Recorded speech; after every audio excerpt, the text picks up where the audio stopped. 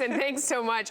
So what would it take for Raj to dodge his sentence and flee the country? And if there's no flight, how does he fight and stay out of the big house? Joining us now is Scott Bernstein, founder of the Bounty Hunter Academy and at CNBC.com, and CNBC.com senior editor John Carney, who himself is on the lam. Gentlemen, thanks so much. Thanks so much for joining us, Scott. Let me start with you. How much of a flight risk do you think that he is? He's a major flight risk. Why do you think that? Well, he's facing up to 34 years in prison. We know that he's going to do at least half that term in prison no matter what.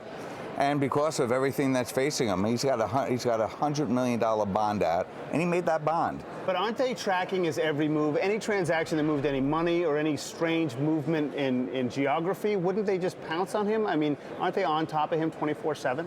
Do you think he's on him 24/7? Look at somebody like Kobe Alexander before him, and everybody else in white-collar crime. These people have implemented a backup plan. They always do, because they know one day there's potentially a threat that they're going to get caught.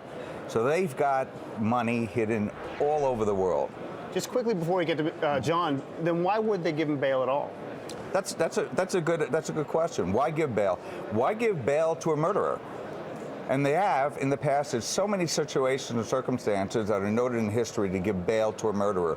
Why give bail to a murderer? I've handled cases before for the government where they put people who've been convicted, awaiting sentence, on murder. Why do so? They're flight risk and proven they fight.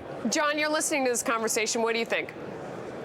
I think the main thing that's going to keep Raj around is that he thinks he has a very strong case on appeal. He thinks that he may get his conviction overturned. So while he still has the chance to appeal, I don't think he flees.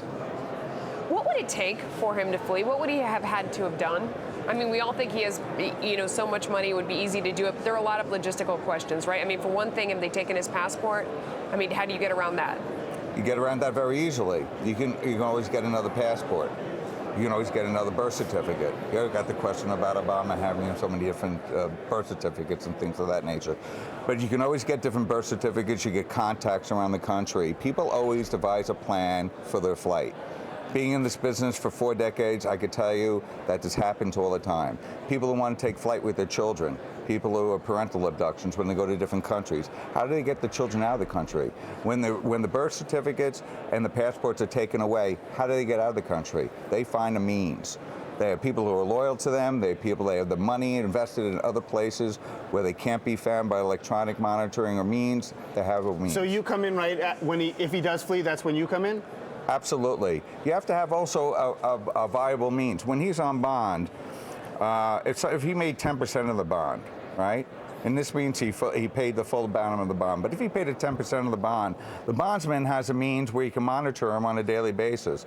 Because once he goes into the bail system, he waives all his rights. So De Niro in Midnight Run? I'm sorry. So how would a manhunt go? I mean, what would it take to find someone in this kind of situation? What would you do? Well, what I do, yeah. First of all, I'm hoping that the bail bondsman did his job in the first place and monitor him on a daily basis so he knows his day-to-day activities. But if I'm the runner and I'm going after him, the first thing I'm going to look at is his pedigree information.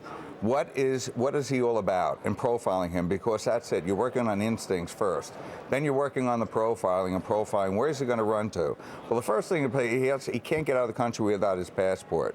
So first off, the police right away, the law enforcement are going to be monitoring the airports and everything else. So he has to run to Canada, Mexico, and then from there out. I want to get a quick question to John Carney. John, you made a really fair point in saying that he wouldn't leave if he thought he could win an appeal. From your perspective, based on what you have seen, do you think he has a good chance to get off?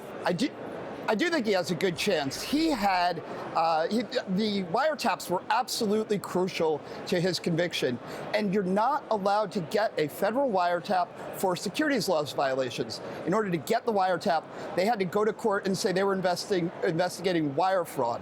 He was never charged with wire fraud, however. So what his lawyers are going to say is, look, this was a pretext. They got a wiretap under a false pretense, and it never should have been given. All of that evidence should be excluded, and Raj's conviction should be overturned. This is new ground for the SEC and for the feds. They do not typically investigate insider trading using wiretaps, so it's never been approved by a higher court before. So the Second Circuit could very well say that they overstepped their grounds here.